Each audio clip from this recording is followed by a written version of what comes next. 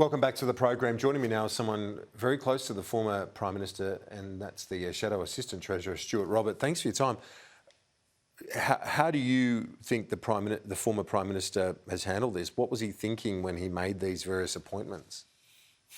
Good question. I wasn't aware of them. I was aware of the appointment of Greg Hunt because I sat on the COVID National Security Committee, and my recollection is that that committee, 6 or 7 ministers, was well briefed on why the Prime Minister was swearing himself into the health portfolio. But you didn't know about any of the others subsequently? No, not aware of any of those. It was a busy time, 1,000 decisions being made, a lot of pressure. So there was a lot happening. So I can see where the Prime Minister was going in terms of what happens if, but perhaps it would have been better to bring that to Cabinet. It's the whole point of Cabinet government. Bring it to Cabinet, get colleagues' view, and of course then be very transparent. So you're uncomfortable with the secrecy element of it? I agree with former Prime Minister Howard. This was unwise. That's the whole point of Cabinet, is you bring things to Cabinet, you get the wisdom of all of your colleagues, and if Scott Morrison had brought that to Cabinet, my assessment would be that colleagues would say it's not needed, you don't have to do that, and if we are going to do it, we need to be transparent and produce to the Parliament and the Australian people exactly what the arrangements are. Can you see why some of your colleagues like Karen Andrews are so annoyed? She thinks Scott Morrison should quit the Parliament. Oh, I can see the frustration of ministers who weren't informed of what had happened, and I can feel that, and that's why I think it was unwise, and that's why Cabinet government's so important. Do you think he should step down from Parliament now? Oh, no one needs to step down from anything. We just need to be transparent. Scott Morrison's apologised for the lack of judgment in terms of not bringing it to full Cabinet and not seeking the counsel of his colleagues. That's why Cabinet government is so good. But you're such a good mate of his. If he did ask you, what would you have said at the time? If he asked your advice? I would have said take it to full shadow cabinet, full Cabinet. Get the wisdom of colleagues across this, because transparency is really important and you get different perspectives on it. And I think Cabinet would have said there's no need for this. We understand the challenges we've got. If it does get really out of control, then we can move quickly. The Governor-General can swear ministers in very fast. But let's take everyone along and keep everyone informed. Can you see, again, why many observers look at it and it looks like a power grab?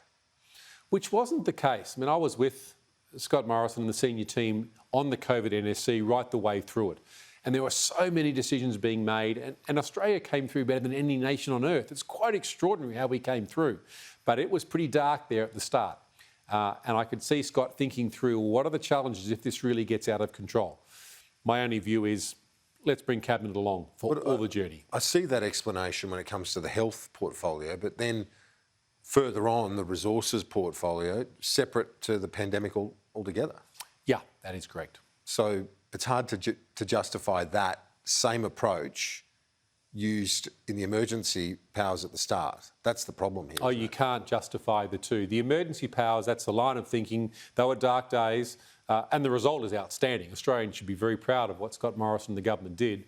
The issue in terms of the resources with Keith Pitt has little to do with the pandemic. So that goes to the whole issue here. Fine, use the emergency powers in the pandemic, but how do you justify then going to resources in that circumstance and then taking in Treasury, not telling Josh Frydenberg, Home Affairs, not telling Karen Andrews? It's inexplicable, isn't it?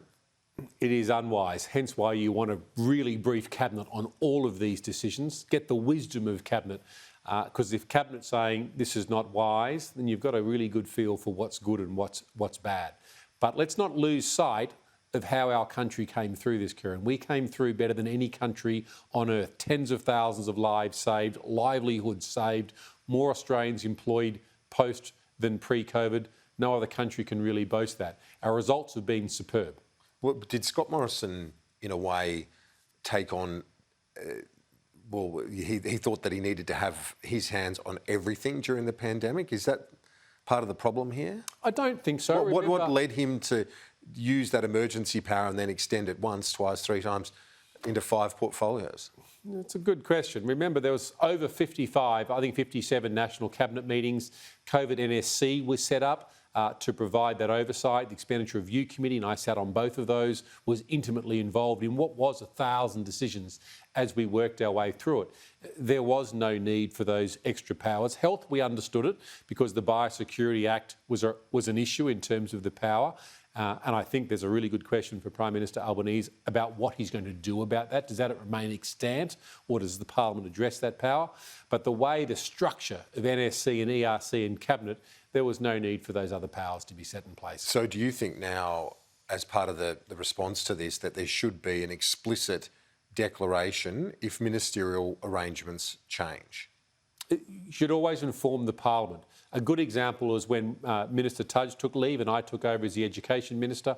That was press releases, it was quite clear, change of charter and so on. It was very clear and done very fast, by the way, done in an afternoon. In fact, so would you like that to happen now as an explicit declaration every time, just so that this sort of thing doesn't happen again? Transparency is always the best disinfectant, always is. Now, it was a difficult pandemic. It was an extraordinary time. There's no question that Scott Morrison always believed he was doing the best by the country. This wasn't some obvious grab for power. This was making sure that the nation could govern in inexplicable times in that respect. It was unwise. The Prime Minister has said so. He's apologised for it. But he should be judged on the results of how he led this country, and they are extraordinary. He hasn't really apologised for it. He's actually been quite defiant about it.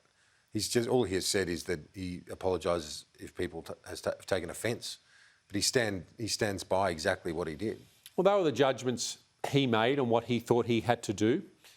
History will have a different view, as it perhaps unwise and unnecessary, but we should judge the Morrison government and Scott Morrison, the man, on the extraordinary world-leading results through COVID, and they were extraordinary. Some of your fellow senior Liberals have said to me that if this erupted at the end of last year, there would have been a spill and he would have been rolled.